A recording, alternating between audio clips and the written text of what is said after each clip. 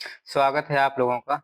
हम लोग यहाँ पर पढ़ रहे हैं प्राचीन भारत का इतिहास पीवाईक्यू के फॉर्मेट में। ठीक, पीवाईक्यू जो कि क्लास नंबर आज 2 हो चुकी है।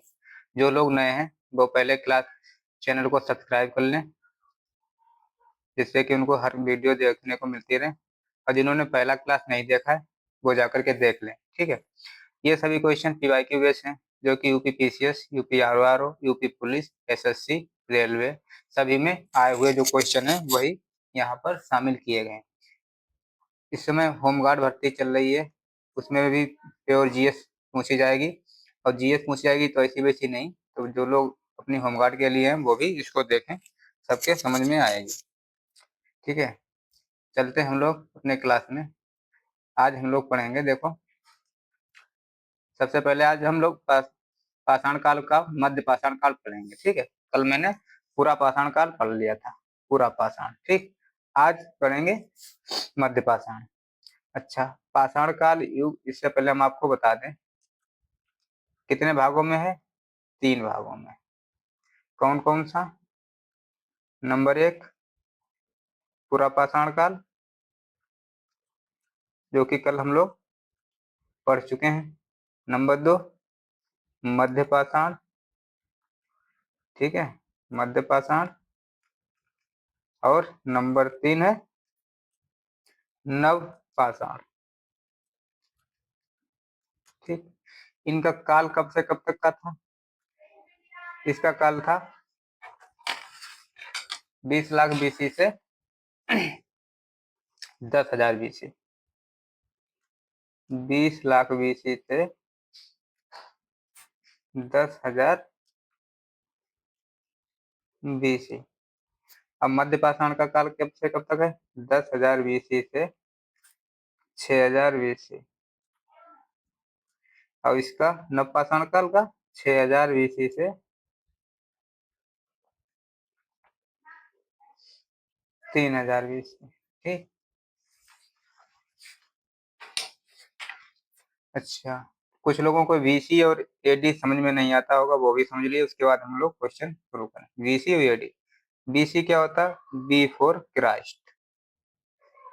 बी फॉर क्राइस्ट यानी कि जो ईसा मसीह का जन्म हुआ था, ईसा मसीह के जन्म से पहले की बातें। ठीक, जन्म से पहले की बातें जो होती हैं वो बीसी कहते हैं। बीसी को ईसा पूर्व भी हिंदी में कहते हैं। एडी क्या है? एडी को ईसवी कहते हैं, जो कि ईसा मसीह के जन्म के बाद की बात है, जन्म के बाद की। ठीक, उसे ऐसे जो सन हो गए 2025 चल रहा, तो ये ईसवी चल रहा है, और बीसी जो पहले से थे। ठीक, चलिए अब हम लोग चालू करते हैं अपनी क्लास।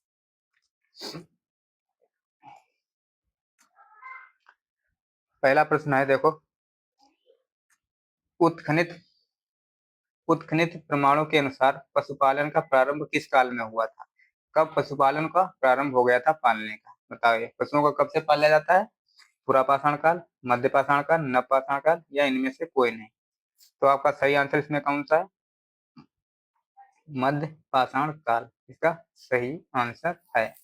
कौन कौन सी जगह थी जहां से पाले गए जानवरों के पालने के साक्ष्य मिले? देखो, एक तो थी आदमगढ़। आदमगढ़ कहाँ है? ये है मध्य प्रदेश में। ठीक, एक दूसरी स्थान है बागौर। बागौर कहाँ है? राजस्थान में। ठीक, ये तो राजस्थान में। सबसे पहला पशु कौन सा था जो पाला गया? प्रथम पशु कौन सा था इसको पालने के पशु मिले, साक्ष्य मिले? वो था कुत्ता। ठीक, अच्छा, यही मध्य पाषाण काल से ही वन्य धान के वन्य धान मिले हैं साक्ष्य। वन्य धान के वो कहाँ से मिले हैं? वन्य धान कहाँ से मिले हैं? चौपानी मांडो से।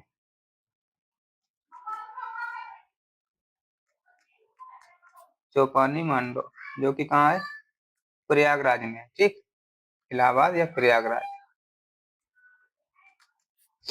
चलो, इतने क्वेश्चन आपके तैयार हुए यहाँ से। अब पढ़ते हैं आगे। अगला क्वेश्चन है, खाद्यान्नों की कृषि के साक्ष्य सर्वप्रथम किस काल में मिले? मतलब जो वो अन्न है जो खाने के रूप में प्रयोग करते हैं, उसके साक्ष्य सबसे पहले किस काल में मिले? पूरा पाषाण काल, मध्य पाषाण काल, नव पाषाण काल या इनमें से कोई नहीं? तो इसके भी कहाँ से मिले हैं? इसके मिले हैं आपको नव पाषाण काल। नव पाषाण काल का मैंने टाइम क्या बताया? 6000 BC से, नहीं सॉरी, 10,000 BC, नहीं हाँ ठीक, 6000 BC से 3000 BC। 10,000 BC से 6000 BC, तो ये रहा आपका मध्य पाषाण काल। ठीक, और ये 20 लाख से 10,000 तक। तो एक तो इसका टाइम हो गया। इसमें साक्ष्य मिले हैं कृषि के सबसे पहले। स्थान कौन सा है जहां से मिले? वो है मेहरगढ़। मेहरगढ़ कहाँ है? बलूचिस्तान, जो कि पाकिस्तान में पड़ता है, बलूचिस्तान में। ठीक, बलूचिस्तान में है। और पशुओं को जो पालतू बनाया गया उसकी जानकारी किस काल में मिली है? वो भी नव पाषाण काल में ही मिली है। जानकारी मिली है किसकी? पशुपालन की। पशुपालन की जानकारी भी इसी काल में मिली। चलो आगे बढ़ते हैं हम लोग। प्रश्न है, राख के टीले किस क्षेत्र के नव पाषाणिक संस्कृति से संबंधित है? राख के टीले, जो राख थी, मान लो जो लोग हम लोग घर में राख जलाते हैं तो उसके टीले बन जाते हैं इस तरीके से वो। तो वो टीले कैसे बनते थे और किस संस्कृति से संबंधित? देखो पहले क्या होता था, लोग बकरी और भैंस, भैंस या महेसी जिनको कहते हैं, वो पालते थे। उसको एक बाड़े में बंद करते थे, ठीक, और उसी बाड़े में गोबर इकट्ठा करते थे, गोबर, और साल के अंत में उसको जला देते थे। ठीक, और यही हर साल होता था, हर साल ये काम होता था। तो इसको फिर उसको जला देते थे वहां पे। कब जलाते थे? एक त्योहार मनाया जाता था, कौन सा? पोंगल त्योहार, जो कि कहाँ का है? तमिलनाडु का। तमिलनाडु का पोंगल है। और ये कट्टुकल पोंगल है, वो कहाँ का है? वो है केरल का। ठीक, पोंगल त्योहार वाले दिन इसको जला देते थे। पोंगल त्योहार कब मनाया जाता था? मकर संक्रांति को मनाते थे, मकर संक्रांति को मनाते थे। ठीक, तो ये रहा तमिलनाडु का। ये कब, किधर की? ये दक्षिण भारत की बात करें तो इसकी संस्कृति की थी दक्षिण भारत की। ठीक, जो गोबर इकट्ठा होता था उसको जला देते थे, वही राख बन जाता था। और कहाँ? दक्षिण भारत में। और नव पाषाण काल की ये संस्कृति किससे मिलती है? दक्षिण भारत से मिलती है। ठीक, अब बढ़ते हैं हम लोग आगे। प्रश्न है, सराय नाहर नहर, दमदमा, सॉरी मैदहा, और एक है दमदमा, दमदमा, ये कहाँ से संबंधित है? गंगा घाटी के मध्य पाषाण संस्कृति से, गंगा घाटी की नवपाषाण संस्कृति से, बिंद क्षेत्र की नवपाषाण संस्कृति से, या बिंद क्षेत्र के मध्य पाषाण संस्कृति? बताइए कहाँ से ये संबंधित है? तो इसका सही आंसर आपका है गंगा घाटी की मध्य पाषाण संस्कृति से, दमदमा, मैदाह और सरायनाहर है। ठीक, ये कहाँ पड़ती है? ये प्रयागराज में पड़ती है, प्रयागराज में। किस जिले में? किस जगह पे? प्रतापगढ़ में। प्रतापगढ़ में उत्तर प्रदेश के पड़ते हैं।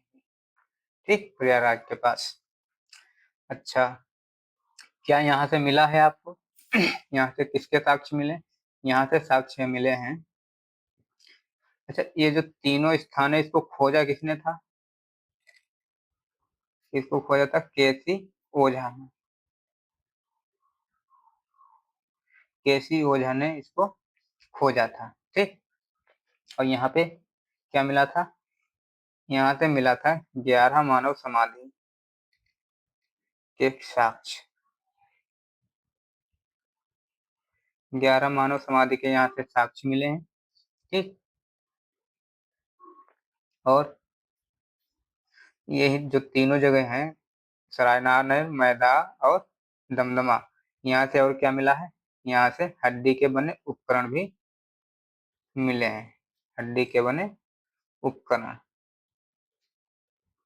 उपकरण हड्डी के बने बने एक जगह से और मिले हैं, जो चिरांद जिसे कहते हैं चिरांद। चिरांद कहाँ है? बिहार में।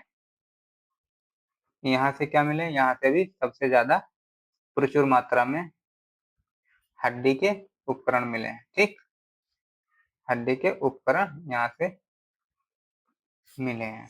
ठीक, चलो बढ़ते हैं आगे। प्रश्न है, एक ही कब्र से 3 मानव कंकाल कहाँ से मिले हैं? एक ही कब्र से 3 मानव कंकाल कहाँ से मिले हैं? सरायनाहन है, दमदमा, मैदहा, या इनमें से कोई नहीं? तो उसका आंसर है आपका दमदमा। एक ही कब्र से 3 स्थान मिले हैं। अब जबकि इसमें टोटल 44 कब्रें मिली थी, 44, उनमें से 5 कब्रें ऐसी थी जिसमें से दो दो दो सब मिले थे। मतलब एक ही कब्र से दो दो मिले थे कंकाल। अब एक ऐसी थी जिसमें 3 कंकाल मिले थे, जो कि दमदमा है। सही आंसर आपका। और ये तीनों कहाँ है? प्रतापगढ़ में, यूपी के प्रतापगढ़ में। ठीक, चलो आगे बढ़ते हैं। प्रश्न है, विंध्य क्षेत्र के किस शिलाश्रय से सर्वाधिक मानव कंकाल मिले हैं? बताइए, विंध्य क्षेत्र के किस शिलाश्रय से सर्वाधिक मानव कंकाल मिले हैं? मोरहना पहाड़, बघरिया, बगहीखोर, या लखैया? कहाँ से मिले हैं? ये आपको मिले हैं लखैया से। ठीक, चलिए आगे बढ़ते हैं। क्वेश्चन है, झील के किनारे प्रारंभिक कृषि वाला स्थान भारत में कौन सा? भारत में कौन सा स्थान ऐसा है जहाँ पर कृषि के साक्ष्य मिले हैं? मेहरगढ़, चिरांद, नसीरपुर। मेहरगढ़ देखो बलूचिस्तान में, मैंने आपको बता दिया। ठीक, ये तो और हो गया बलूचिस्तान में। कहाँ है? पाकिस्तान में, जो कि यहाँ से सबसे पहले कृषि के साक्ष्य मिले हैं। ठीक, चिरांद कहाँ है? बिहार में, बता दिया। यहाँ से हड्डी के उपकरण मिले हैं, हड्डी के उपकरण मिले हैं।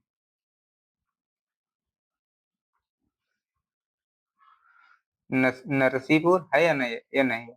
लहुरा देव आपका सही है। लहुरा देव कहाँ है? संत कबीर नगर में है, उत्तर प्रदेश के संत कबीर नगर। और झील कौन सी है वहां पे? झील है बखीरा झील, बखीरा झील। ठीक, अब आज की क्लास इतनी ही रखते हैं हम लोग।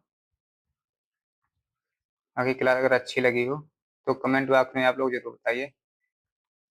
कल तो सबने अच्छा इसमें रिस्पॉन्स दिया था, और बाकी जो लोग नए हैं इसको सब्सक्राइब जरूर कर लें, जिससे कि हर वीडियो आप तक पहुंचती रहे समय। धन्यवाद साथियों, मिलते हैं अगले वीडियो में।